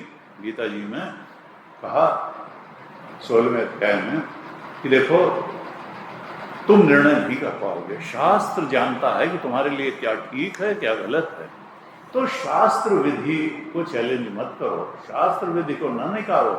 शास्त्र जिस रास्ते और जिस जीवन दृष्टि को अपना करके चलने को कहता है, उस जीवन दृष्टि को अपना करके चलो, उस जीवन के मार्ग को अपना करके चलो। तब फिर तुम सुखी भी हो जाओगे, शांत भी हो जाओगे, परम गति भी तुमको प्राप्त हो जाएगी। लेकिन अगर तुमने मनमानी की, केवल कामना परायण जीवन ही जिया, वर्तते काम कारक न स सिद्धिमो आपनोति, तो तुमको कोई सिद्धि, आत्म शांति रूप सिद्धि भी नहीं प्राप्त होगी, न परम गति। परम गति आत्मबोध की तो कोई बात ही नहीं है, सुख भी नहीं मिलेगा तुमको, क्योंकि सुख आत्मा का धर्म है, सुख विषय का धर्म नहीं है। हम सोचते हैं कि विषय का धर्म है। आत्मा सत चित आनंद आत्मा है, सत्य भी आत्मा है, चेतन भी आत्मा है, आनंद स्वरूप भी आत्मा है। इसलिए जैसे जैसे हम आत्मोन्मुखी जीवन की तरफ बढ़ते हैं, वैसे वैसे शांति और सुख, विषय निरपेक्ष शांति और सुख की अनुभूति हमको होती है। अब हम लोग भाई सक्सेस क्या है, सक्सेस क्या है, वर्ल्डली सक्सेस, स्पिरिचुअल सक्सेस, लकीर मार करके थोड़ा सक्सेस को बांटने की कोशिश करते हैं कि भाई वो वर्ल्डली वे में बहुत सक्सेसफुल है, वो स्पिरिचुअल वे में पता नहीं होती भी है सक्सेस की नहीं होती है। तो गुरु जी कहते थे देखो, जीवन को ऐसे लकीर मार करके अंतर की यहाँ तक जो है वर्ल्डली लाइफ है और यहाँ से स्पिरिचुअल लाइफ शुरू होती है। लाइफ लाइफ है, मन के स्तर पर भी जीवन है और बाहर वस्तु जगत के स्तर पर भी जीवन है और अंदर वृत्ति जगत के स्तर पर जीवन है। दो ही स्तर पर तो हम जी रहे हैं, बाहर स्किन के बाहर वस्तु जगत में जी रहे हैं और अंदर वृत्ति जगत में जी रहे हैं, थॉट के लेवल पर और फीलिंग के। थॉट और फीलिंग के लिए संस्कृत में एक ही शब्द है वृत्ति, क्योंकि वहाँ सुखाकार वृत्ति भी होती है और जो विचार का विषय होता है विषयाकार भी वृत्ति होती है। तो वृत्ति थॉट के लेवल पर, अंदर हम थॉट के लेवल पर जिंदा हैं और बाहर हम मटेरियल वर्ल्ड के लेवल पर जिंदा हैं। दो ही जगह है, आध्यात्मिक व्यक्ति भी इन्हीं दो में जिंदा है और संसारी व्यक्ति भी दो में ही जिंदा है। जिसके वृत्ति का विषय संसार ही है बाहर का, वो वर्ल्डली पर्सन कहा जाता है, और जिसके वृत्ति का विषय आत्मा और आत्मचिंतन है वो आध्यात्मिक व्यक्ति कह दिया जाता है। लेकिन हर वृत्ति का एक विषय जरूर होता है, कोई भी थॉट निर्विषयी का नहीं होती, और पूरी जागृत अवस्था में और पूरी स्वप्न अवस्था में एक न एक थॉट चलती ही रहती है, वृत्ति भी चलती रहती है और वृत्ति का विषय भी अवश्य होता है। और वो अनेक विषय हैं, बाहर संसार का विषय भी हो सकता है और अंदर आत्मा का विषय भी हो सकता है, परमात्मा भी वृत्ति का विषय हो सकता है, और धन संपत्ति तमाम जो उच्च पद की प्राप्ति कर लेना, बड़ी गाड़ी, कोई भी जो है सांसारिक बात भी वृत्ति का विषय हो सकती है और आत्मा भी वृत्ति का विषय हो सकता है। जब आत्मा वृत्ति का विषय बनता है तो हम कहते हैं अब आत्मचिंतन है, ये अंतःकरण शुद्ध करने वाला है, मुक्ति की तरफ बढ़ाने वाला है। और जब संसार ही वृत्ति का विषय होता है तो फिर हमारे शास्त्रों ने कहा भाई ठीक है, आपको जितना धन चाहिए उतना ठीक है, लेकिन धन को ही जीवन का उद्देश्य मान करके अब अनंत रूप से धन ही जो है को वृत्ति का विषय बना करके जीवन जी डालना ये ठीक नहीं है। धन के बिना किसी का नहीं चलता है, आए बिना किसी का नहीं चलता है, कपड़ा पहने बिना किसी, लेकिन कितना धन चाहिए, कितने कपड़े चाहिए, कितना आपको जो है उसमें, हमको कितना थॉट आउटर वर्ल्ड को देना है और कितना थॉट आत्मचिंतन को देना है, ये हमको निर्णय करना पड़ेगा। और ऐसा जीवन बनाना पड़ेगा कि आत्मचिंतन के लिए समय बढ़ता चला जाए, सत्संग के लिए, स्वाध्याय के लिए समय बढ़ता चला जाए और संसार के चिंतन से थोड़ा थोड़ा विड्रॉ होता चला जाए। तो अब गुरु जी कहते हैं हमारे यहाँ इसीलिए जो है आश्रम व्यवस्था बनाई गई और ब्रह्मचर्य आश्रम कहा गया, गृहस्थाश्रम कहा गया, वानप्रस्थ कहा गया और सन्यास कहा गया। ये नहीं है कि सन्यास कुछ लोगों के लिए है, नहीं, हर एक को सन्यास को चरम आश्रम कहा गया और हर एक को सन्यास आश्रम तक अपने जीवन को उठाना चाहिए। जीवन के अंतिम पड़ाव में सन्यास, बाहर से कपड़ा पहनो न पहनो, अंदर से मन जो है, नहीं तो मन ना रंगायो रंगायो जोगी कपड़ा, केवल कपड़े रंगा लेने से कोई सन्यासी नहीं होता है। मन परमात्मा के रंग में रंगा हुआ होना चाहिए। आपकी वृत्ति का विषय अधिक से अधिक अगर परमात्मा है, आत्मा है, शास्त्र है, तब तो आप सन्यासी हैं, और नहीं तो फिर सन्यास जो है वो क्या होगा कि नारी मोई घर संपत्ति नासी और मूड़ मुड़ाए भये सन्यासी। इसका मतलब 500 साल पहले भी ऐसे होते। अब कुछ है ही नहीं करने को तो क्या करें, सन्यासी हुए। नारी मोई घर संपत्ति नासी मूड़ मुड़ाए भये सन्यासी। तो जो है कहा सब नृप भये जोग उपहासी जैसे बिनु विराग सन्यासी। सन्यासी का लक्षण क्या है? वैराग्य। अगर वो संसारासक्ति ही है, वो दिन भर जो है भक्तों को इंटरटेन करने में ही पड़ा हुआ है, इनको ऐसा कपड़ा पहनाओ, इनको ये दो, उनको वो लाओ, भाई इनके रहने का ऐसा इंतजाम करो, इनके खाने की ऐसी व्यवस्था करो। अरे भाई, परमात्मा को वृत्ति में जगह देने के लिए सन्यास है। सब नृप भय। जब धनुष भंग का प्रसंग आया, वहां तुलसीदास जी लिखते हैं कि सारे राजा लोग गए और वो धनुष तोड़ने के लिए वो हिला भी नहीं पाए। डगई न शंभु सरासन कैसे। तो कहा कि सब नृप भय जोग, सारे राजा लोग हंसी के पात्र बन गए कि चले थे धनुष तोड़ने और हिला भी नहीं पाए। सब नृप भय जोग उपहासी, कैसे उपमा दी, जैसे बिनु विराग सन्यासी। जैसे कोई सन्यास तो ले ले, वैराग्य नाम की चीज ही नहीं है। सारा दिमाग संसार का और संसार के भोगों और आकर्षण में ही रखा हुआ है, और सन्यास का चोला पहन करके घूम रहे हैं। तो अब कहने का मतलब यह है कि हम चाहे चोला पहने चाहे ना पहने, हमारे ऋषि ने कहा कि 4 आश्रम हैं। गृहस्थ का धर्म क्या है कि धन अर्जन करो, संतान उत्पत्ति करो, संतान को अच्छे संस्कार दो और समाज को अच्छे नागरिक दो। अगर तो तुम गृहस्थ हो करके भी धन अर्जन नहीं करते हो, संतान उत्पत्ति नहीं करते हो और संतान को अच्छे संस्कार दे करके समाज को एक अच्छा नागरिक नहीं देते हो, तो तुमने गृहस्थ जीवन ठीक से नहीं जिया। अगर तुमने ब्रह्मचर्य आश्रम में गुरु का कहना नहीं माना और अपना अध्ययन ठीक से नहीं किया, तो तुमने ब्रह्मचर्य आश्रम का ठीक से पालन नहीं किया। ब्रह्मचर्य आश्रम का ठीक से पालन करो, गृहस्थ का आश्रम में गृहस्थ आश्रम का ठीक से पालन करो। लेकिन ये नहीं है कि वंश गृहस्थ तो ऑलवेज गृहस्थ। ये जो कुछ जो है एक बन गया है कि एक बार गृहस्थ हुए तो मरने तक गृहस्थ ही रहेंगे, ये ऋषि ने नहीं कहा। उन्होंने कहा शास्त्र के अनुसार गृहस्थ जीवन में गृहस्थ के नियमों को स्वीकार करके प्रवेश भी करना है और फिर उससे बाहर भी आना है और वानप्रस्थ में प्रवेश करना है, यानी वन की तरफ प्रस्थान। अब रहना तो घर में है, लेकिन बहुत आसक्ति नहीं रखनी है घर में। इस शरीर को परमात्मा चिंतन में ज्यादा से ज्यादा लगाना है, ये वानप्रस्थ है। और फिर सन्यास। अब सन्यास आश्रम में आने के बाद तो जितना ज्यादा से ज्यादा समय भगवत चिंतन में दे सकते हैं वो देना चाहिए। यही ऋषि ने हमारे यहाँ मनुष्य जीवन का स्वरूप बताया। ब्रह्मचर्य क्रमशः, ब्रह्मचर्य आश्रम भी, गृहस्थाश्रम भी, वानप्रस्थ भी और सन्यास भी, सबको इन 4 आश्रमों तक पहुंच रहा है। और सन्यास ये वो अतिरेक है। तो उपनिषद में कहा सन्यास ओनली एक्सेल्स, कि तुम सब कुछ छोड़ करके जीवन की अंतिम अवस्था में, क्योंकि शरीर बहुत कुछ करने लायक रह भी नहीं जाता है, लेकिन मन एक्टिव रहता है, विचार एक्टिव रहते हैं। तो विचार, और विचार बहुत बड़ी चीज है, सबसे बड़ी चीज मनुष्य जीवन में विचार ही है।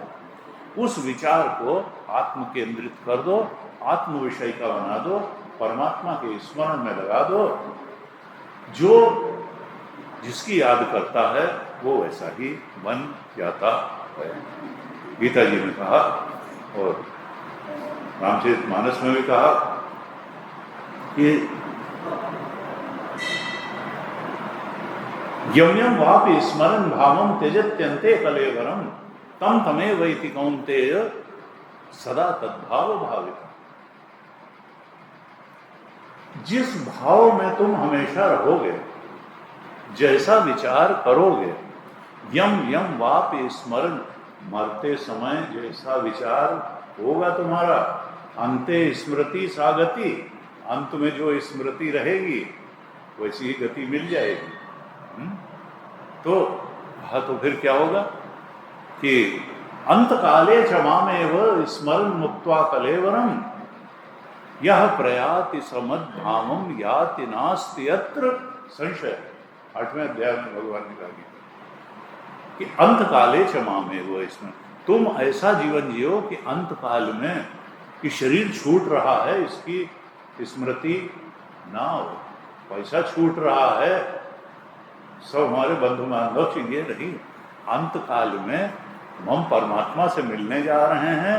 और देखो परमात्मा की कैसी कृपा है, परमात्मा की स्मृति में ये शरीर छूटे। अंत काले च मामेव स्मरण मुक्ता, जब ये कलेवर मुझ परमात्मा कृष्ण की याद में छोड़ता है व्यक्ति, तो हम अंत काले च मामेव स्मरण मुक्त्वा कलेवरम यह प्रयाति, जो जाता है समद्भावम याति, वो परमात्मा भाव को प्राप्त करता है, याति ना, इसमें कोई संशय नहीं है। वो अपने आत्म स्वरूप परमात्मा स्वरूप के बोध में स्थित हो जाता है, जो अंत काल में परमात्मा के स्मरण में समर्थ होता है देह त्याग के समय। लेकिन ऐसे ही नहीं हो जाएगा कि जिंदगी भर तो हमने दुकान का ध्यान किया, पैसे का ध्यान किया, बैंक बैलेंस का ध्यान किया और अंत समय में कर लेंगे परवाह। तो भगवान ने बड़ा सीधा रास्ता बता दिया है, अंत समय नहीं होगा। जिंदगी भर जिसका ध्यान किया है वो मरते समय भी वही ध्यान होगा। इसलिए भगवान ने कहा इस खामख्याली में न रहना कि जिंदगी भर तो तुम संसार का ध्यान कर रहे हो और अंतिम समय में परमात्मा को कर लोगे। कौन कर पाएगा अंतिम समय में परमात्मा का ध्यान कलेवर छूटते हुए। कहा तस्मात् सर्वेषु कालेषु माम अनुस्मर युद्धे च, अर्जुन सब कालों में तुम मेरा ध्यान अवश्य रखो। युद्ध जैसा घोर कर्म करने तुम जा रहे हो तो भी मुझे मत भूलना, ये समझ लेना कि सारथी मैं ही हूं, तुम तो एक माध्यम हो, शक्ति मेरी ही है, मैं ही जो तुम्हारे जीवन रथ का सारथी बन करके बैठा हुआ हूं। अहंकार में आकर के युद्ध मत करना, मेरी याद में रहते हुए। तस्मात् सर्वेषु कालेषु माम अनुस्मर युद्ध च मयि अर्पित मनोबुद्धि माम एव ऐष्यसि असंशय, अपनी मन बुद्धि को हमेशा मुझे अर्पित करते हुए ही अपने जीवन को जो जीता है वही अंत काल में भी मेरी स्मृति को संभाले हुए यह कलेवर छोड़ पाता है। इसलिए गीता जी में हो, रामचरितमानस में हो, हमेशा भगवत स्मरण पर बहुत जोर दिया गया। नित्यशः भगवत स्मरण करना, सतत भगवत स्मरण करना, इस पर जो है हमारे सारे शास्त्र जोर देते हैं। सर्वेषु कालेषु माम अनुस्मर, और हम ऐसा कर सकते हैं। थोड़ी देर कहते हैं कोई काम करने के पहले याद कर लो, थोड़ा बीच में याद कर लो, थोड़ा काम खत्म होने के बाद याद कर लो। सोने जा रहे हो तो कहते हैं कि कुछ नहीं, दुकान का ध्यान करते करते नहीं सोना चाहिए, भगवान का ध्यान करते करते पूरी निद्रा जो है वो निद्रा समाधि स्थिति, निद्रा समाधि की स्थिति बन जाएगी। भगवान शंकराचार्य ने शिवमानस पूजा में लिखा कि भगवत स्मरण दिन में भी करें, सोने के पहले करें, जागने के बाद पहला काम भगवत स्मरण का करें तो दिन सुधर जाएगा। सोने के पहले भगवत स्मरण करें तो निद्रा हमारी अच्छी हो जाएगी, तमाम सारी बातें ठीक हो जाएंगी।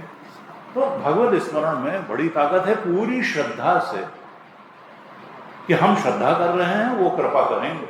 सवेरे हमने हमारा जो केनोपनिषद का जो मंगलाचरण का मंत्र था शांतिवंत, उसमें यही था कि मैं श्रद्धा मेरी खत्म ना हो, तुम्हारी कृपा खत्म ना हो। हम श्रद्धा पूर्वक जब उसको याद करते हैं तो उसकी कृपा आती है। तो इस प्रकार से कहा कि देखो तुम भगवत स्मरण में जीवन बिताओ। यहाँ पर और इसके लिए सत्संग बहुत बड़ा साधन है।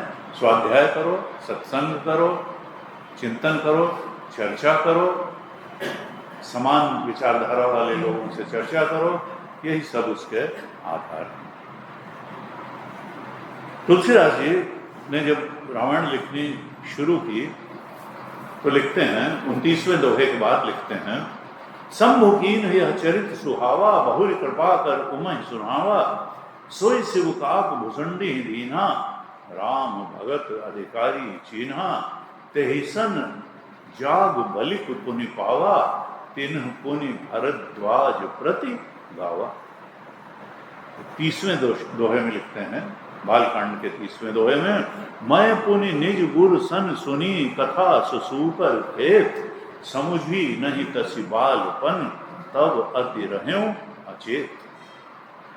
कहा ये मैं नहीं लिख रहा हूं, शंभु की ने अचरित, ये रामचरित जो है ये भगवान शंकर की रचना है, और उन्होंने रच करके अपने मन में रखा और बहुर कृपा कर फिर समय पा करके पार्वती जी को सुनाया, और वो उन्हीं भगवान शिव ने काकभूषुंडी को भी सुनाया।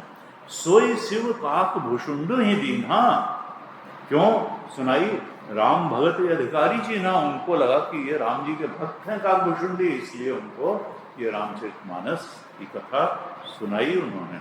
और काकभूषुंडी से तेहिसन जाग बलिक पुनि पावा, याज्ञवल्क ऋषि को काकभूषुंडी जी ने फिर ये कथा सुनाई, और तीन पुनि भरद्वाज प्रति गावा, याज्ञवल्क जी ने भरद्वाज जी को ये कथा बताई।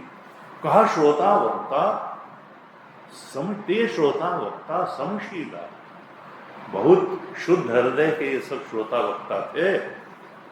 समदर्शी जान ही हरि लीला, वो सब समदर्शी थे, भेदभाव से भरी दृष्टि नहीं थी। और कहा मैं पुनि निज गुरु सन सुनी कथा, मैंने सूकर खेत में अपने गुरु से यही कथा फिर सुनी, जो कि गुरु शिष्य परंपरा में होते हुए मुझ तक पहुंच गई, लेकिन मैं बच्चा था, मुझे बहुत समझ में नहीं आया। समझी नहीं तस बालपन, तब अति रहे हूं अचेत। कहा श्रोता वक्ता ज्ञान, ये जो मैंने बताया भगवान शंकर, काकभूषुंडी, याज्ञवल्क ऋषि, भरद्वाज मुनि, पार्वती अम्बा, ये तो श्रोता वक्ता ज्ञान निधि, ये तो ज्ञान के भंडार थे। और कथा राम के गुण, ये कथा जो है ये कोई ये नहीं, बहुत सस्ती कथा नहीं, बड़ी गूढ़ बातें इसमें हैं। किमी समझो मैं जीव जड़, काली मल ग्रसित विमूढ़, मैं तो कलिकाल के तमाम दुर्गुणों से ग्रसित विमूढ़, विशेष रूप से मूढ़ता को प्राप्त जीव था, मैं उसका मर्म कैसे समझ पाता? मैं नहीं समझ पाया। एक तो बच्चा भी था, तो फिर क्या हुआ? गुरु तो कृपा का अवतार होता है। तदपि कही गुरु बार ही बारा, मेरे गुरु ने बार बार मुझको रामचरित सुनाया, तब समझ ही परी कछुमति अनुसारा, बार बार जब गुरु ने सुनाया, एक्सप्लेन कर करके सुनाया, तब कुछ मुझे समझ में आया रामचरित। और उनका जो मुझे समझ में आया, भाषा बद्ध करब में सोई, उसी को अब मैं भाषा संस्कृत में नहीं लिख रहा हूँ, अवधी भाषा में लिख रहा हूँ। भाषा बद्ध करब में सोई, क्यों लिख रहा हूँ? मेरा उद्देश्य क्या है कि मुझे ज्ञानपीठ अवार्ड मिल जाएगा, इस पर जो है बड़े बड़े कोई पुरस्कार मिल जाएंगे? नहीं, मोरे मन प्रबोध जय होई, इसलिए कि भगवान का स्मरण करने से, भगवत कथा में रमण करने से मन शुद्ध हो जाता है, आत्मबोध से भर जाता है। इसलिए मैं ये कथा लिख रहा हूँ कि मेरे मन प्रबोध जय होई, मेरा मन जो अभी मूढ़ता से भरा हुआ है, वो प्रबोध उसमें हो जाएगा, बोध हो जाएगा सत्य का। इसलिए मैं अपने मन को बोध से भरने के लिए, परम सत्य के बोध से भरने के लिए कथा लिख रहा हूं। कहा ये कथा तो रामचरितमानस के कथा के लिए प्रयोजन जो है, 3 प्रयोजन तुलसीदास जी ने बताए। एक तो कहा यही कि मोरे मन प्रबोध जय होई, मैं जिससे मेरा मन परम सत्य के बोध से भर जाए, इसलिए मैं ये कथा लिख रहा हूं। दूसरा, बालकांड के मंगलाचरण में कहा था, स्वांतः सुखाय तुलसी रघुनाथ गाथा, मैं अपने अंतःकरण में भगवत सुख का अनुभव करने के लिए ये कथा लिख रहा हूँ। विषय सुख का अनुभव करने के लिए, अंतः सुख आत्म सुख का अनुभव करने के लिए। स्वांतः सुखाय तुलसी, दूसरा प्रयोजन ये था। और फिर तीसरा प्रयोजन क्या बताया? निज गिरा पावन करन कारण राम जस तुलसी कहो। अपनी वाणी को पवित्र करने, और वाणी का मतलब ये नहीं है जो जबान से, जो गिरा यानी जो चिंतन के रूप में वाणी मन में चलती है, तो अपने चिंतन को भी पवित्र करने के लिए मैं ये लिख रहा हूँ। स्वांतः सुखाय लिख रहा हूँ, मन को राम जी परम सत्य के बोध से भरने के लिए लिख रहा हूँ, और अपनी वाणी को पवित्र करने के लिए, मन को, अपने चिंतन को परम पवित्र चीज से भर लेने के लिए निज गिरा पावन करन कारण राम जस तुलसी के, राम जी का यश का वर्णन कर रहा हूं। फिर लिखते हैं कि कथा का प्रभाव क्या है। तो इसके बाद की ही पंक्तियां हैं। कहते हैं ये मेरी कथा जो है, इसको अगर कोई गहराई से समझ करके श्रवण करेगा तो निज संदेह मोह भ्रम हरनी, उसको कोई संदेह नहीं रह जाएगा अपने स्वरूप के बारे में, संसार के स्वरूप के बारे में और भगवान के स्वरूप के बारे में। निज संदेह मोह भ्रम हरनी, मोह उसका दूर हो जाएगा, भ्रम दूर हो जाएगा, संदेह दूर हो जाएगा। करऊं कथा भव सरिता तरनी, और ये जो भव नदी है इसके पार चला जाएगा। जो इसमें इस नदी में स्नान करेगा, रामचरित रूपी नदी में की कथा में, तो वो भवसागर रूपी सरिता के पार चला जाएगा। करऊं कथा भव सरिता तरनी, बुध विश्राम सकल जन रंजनी। इसमें जो बहुत बुद्धिमान संत हैं, जो काफी विद्वान हैं, जिनको वेदांत का और अन्य शास्त्रों का ज्ञान है, उनको भी कुछ मिल जाएगा अपने लिए। उनकी बुद्धि भी इसमें विश्राम पाएगी, उनके लिए भी कुछ बातें निकल आएंगी। और सकल जनरंजनी, और इसमें लोकरीति का भी वर्णन है, तो सामान्य व्यक्ति, साधारण व्यक्ति को भी इसमें रुचि आएगी। विद्वान को भी रुचि लेने लायक मिल जाएगा, और सामान्य जन को भी इसमें रुचि लेने लायक चीजें मिल जाएंगी। राम कथा कलि कलुष विभंजनी, ये जो राम कथा है ये कलयुग के सारे दोषों पापों को दूर करने वाली है। राम कथा कलि पन्नग भरनी, ये राम कथा जो है वो कलयुग रूपी सर्प के लिए मोरनी के समान है। भरनी माने मोरनी, मोरनी जो है सांप को खा जाती है। तो ये कलयुग रूपी जो सर्प के दोष हैं उनको ये राम कथा जो है मोरनी के समान है, ये खा लेती है। और पुनि विवेक पावक कहूं अरनी, ये विवेक रूपी जो अग्नि है उसके लिए समिधा के समान है, विवेक को बढ़ा देगी। विवेक रूपी अग्नि के लिए समिधा के समान विवेक बढ़ा देगी। तो इस तरह से ये कथा का प्रयोजन बताया और कथा का प्रभाव भी तुलसीदास जी ने यहाँ बताया, और इस कथा की परंपरा क्या रही वो भी बताई। अब इसके बाद जो है फिर थोड़ा सा कथा के बारे में ही कहते हैं। 35 दोहे के ऊपर के चौपाइयां हैं। कहते हैं विमल कथा कर कीन आरंभा, सुनत नसाहि काम मद गंभा। ये विमल कथा मल रहित कथा है, इसमें कोई दोष नहीं है। इसका मैं आरंभ कर रहा हूं, इसको सुनने से ही काम मद और दंभ रूपी जो दोष होते हैं चित्त के वो खत्म हो जाएंगे। सुनत नसाहि, श्रवण करते करते ही, सुनत नसाहि काम मद दंभा। रामचरितमानस एहि नामा, सुनत श्रवण पाये विश्रामा। रामचरितमानस इसका नाम है, और इसको सुनने से ही विश्राम मिल जाएगा। और क्या होगा? मन कर विषय अनल बन रही, मन का जो विषय है वो सब समाप्त हो जाएगा। इसकी अग्नि जो है जला देगी विषयों को। होय सुखी जो एक सर पर है, जो जैसे हाथी है, जंगल में आग लगी हो तो हाथी उस आग से बचने के लिए सरोवर में जाकर के खड़ा हो जाए, ऐसे ही ये संसार में मानो दावाग्नि लगी हुई है।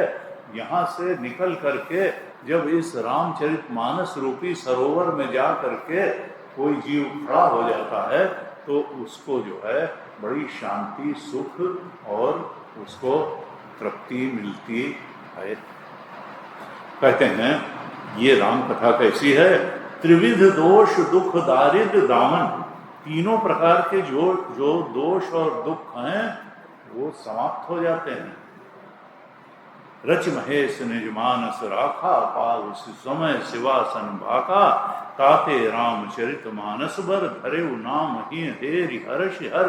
ये रामचरित मानस शिव जी ने ही नाम दिया है, ये मैं नहीं दे रहा हूं। ऐसे जो है कहते हैं, फिर कहते हैं इसका अधिकारी कौन है, तो कहते हैं आवत ये रामचरितमानस रूपी जो सरोवर है, यहाँ बड़ी कठिनाई है आने में। 38 दोहे के ऊपर की चौपाई है, 38 दोहे के ऊपर की चौथी चौपाई। आवत यही सर अति कठिनाई, और राम कृपा बिनु आय न जाई। 38वें दोहे के ऊपर कहते हैं बहुत कठिन है इस रामचरितमानस में अवगाहन करना। भगवान की कृपा होती है तभी यहाँ आया जाता है, तभी बात समझ में आती है, ग्रहण होती है और वो हमारी जीवन दृष्टि बन जाती है। कहते हैं इसमें जो है अड़चने क्या हैं, तो देखिए जो अड़चने तब थी 500 साल पहले वही आज भी हैं। क्या लिखते हैं तुलसीदास जी, ग्रह कारज नाना जंजाला। आज भी लोग कहते हैं भाई असल में स्वामी जी हमारे पास समय नहीं है, हम बिजी बहुत हैं, हम बिजी बहुत हैं, तो इसलिए क्या करें, अच्छा एक दिन आ जाएंगे सत्संग में। उनका भाई किस बात में बिजी हो, इससे ज़्यादा जरूरी कोई बात है नहीं। तो कहा कि रामकृष्ण परमहंस के पास जाते थे लोग, तो कहते थे सत्संग में आया करो, माँ के चरणों में बैठा करो, बड़ा लाभ होगा। ये मनुष्य जीवन इसीलिए मिला है कि माँ की कृपा प्राप्त कर लो, सत्संग कर लो। अब लोग क्या करें, इतने बड़े संत थे तो वो उनसे सीधे तो मना नहीं कर सकते थे। कहते नहीं वो ऐसा है भगवान, वो हम व्यस्त बहुत हैं, असल में इतनी व्यस्तता रहती है कि रोज आना तो संभव नहीं है। उनका अच्छा ऐसा है तो बच्चों जैसे बहुत व्यस्त हो। अरे तो माँ तो सर्वसमर्थ है, माँ सब कुछ कर सकती है। ऐसा करो, माँ के सामने जाओ और रो रो करके प्रार्थना करो कि तो माँ तुम्हारी व्यस्तता कम कर देंगी। माँ के लिए कोई बड़ी बात नहीं है, तुम उनसे प्रार्थना तो करो रो रो करके। अगर इतने व्यस्त हो तो तुम्हारी व्यस्तता कम कर देंगी। लेकिन लोग जाते ही नहीं थे कि कहीं सही में न व्यस्तता कम कर दें, क्योंकि उनके लिए तो वो व्यस्तता बहुत महत्वपूर्ण है, वो सत्संग से ज़्यादा महत्वपूर्ण है। इसलिए वो जाते वाते नहीं थे कि कहीं ऐसा ना हो 5 कंपनियां अभी चल रही हैं, कहीं एक कंपनी बंद ही ना हो जाए। तो इसलिए खतरे से खाली नहीं है माँ के सामने जाकर के प्रार्थना करना व्यस्तता। तो अब ये है, उन्होंने कहा कि ग्रह कारज नाना जंजाला, ते अति दुर्गम शैल विशाला। फिर 38वें दोहे में बड़ी सुंदर बात लिखते हैं तुलसीदास जी, सिद्धांत बताते हैं कि कथा का अधिकारी कौन है और अनधिकारी कौन है। कहते हैं जे श्रद्धा संबल रहित नहीं संतन कर साथ, तिनका मानस अगम अति जिनहि न प्रिय रघुनाथ। ये मानस उनके लिए बहुत अगम है, वो इसका लाभ भी नहीं ले पाएंगे। जिनके पास श्रद्धा का बल नहीं है, श्रद्धा का बल बहुत बड़ा बल है। हम लोग कहते हैं कि नहीं हम बिना समझे बात को नहीं मानेंगे। अरे अगर समझ ही गए होते तो फिर आने की जरूरत क्या थी कि तुम आत्मस्वरूप हो। नहीं समझे हैं तभी तो श्रद्धा जो है उसी को कहते हैं कि हमारी बुद्धि से नहीं भी समझ में आया है तब भी हम श्रद्धा के बल पर शास्त्र और गुरु की बात को स्वीकार करने को तैयार हैं। अगर समझ में ही आ गई होती तो फिर तो श्रद्धा करने की जरूरत क्या थी। श्रद्धा तो अनजानी चीज पर ही तो की जाती है, जान करके थोड़ा श्रद्धा होती है। जान के तो जान लिया जाता है, फिर तो बात ही खत्म हो जाती है। तो श्रद्धा जब की जाती है, और इसीलिए गीता जी में भी कहा श्रद्धावान लभते ज्ञानम तत्पर संयते इंद्रिया। ये नहीं कहा कि जो मोस्ट इंटेलिजेंट होंगे, जिनका IQ 300 से ऊपर होगा, वो लोग आत्मज्ञान प्राप्त कर लेंगे। नहीं नहीं, IQ वाले बहुत पढ़े हैं, उनको आत्मज्ञान नहीं होता है। आत्मज्ञान के लिए श्रद्धा चाहिए, श्रद्धा का बल चाहिए। श्रद्धा वित्तो, उपनिषद में कहा श्रद्धा वित्तो भूत्वा, श्रद्धा रूपी वित्त से वित्तवान हो करके तुम उस परम सत्य के बोध में स्थित हो सकते हो। तो श्रद्धा का वित्त सबसे बड़ा वित्त है। श्रद्धावान लभते ज्ञानम तत्पर, और तत्परता चाहिए और इंद्रिय संयम भी चाहिए। श्रद्धावान लभते ज्ञानम तत्पर संयते इंद्रिय ज्ञानम लब्ध्वा पराम शांतिम अचिरेणाम। और ज्ञान से ही परम शांति मिलेगी, और कोई रास्ता नहीं है। नान्यः पंथा विद्यते अनाय। तुम अगर सोचोगे और किसी तरह से मिल जाएगा तो होने वाला नहीं। ज्ञानम लब्ध्वा पराम, आत्मज्ञान से ही आत्म सुख, आत्म शांति की प्राप्ति होगी। गुरु चरणों में बैठ करके होगी, शास्त्र के वचनों को सुन करके होगी, शास्त्र के अनुसार जीवन दृष्टि बना करके जीवन जीने से होगी। कहा जे श्रद्धा संबल रहित नहीं संतन कर साथ, तिनका मानस अगम अति जिन्हें न प्रिय करना। भगवान से प्रेम करो, संतों के प्रति आदर का भाव रखो, और श्रद्धा के बल से भरे रहो, तो फिर मानस तुमको समझ में भी आ जाएगी और स्वीकार भी हो जाएगी। अगर श्रद्धा का बल नहीं है, संतों का साथ नहीं है, भगवान से प्रेम नहीं है, तो फिर मानस तुमको it is just another book, और तुलसी इज जस्ट अनदर राइटर।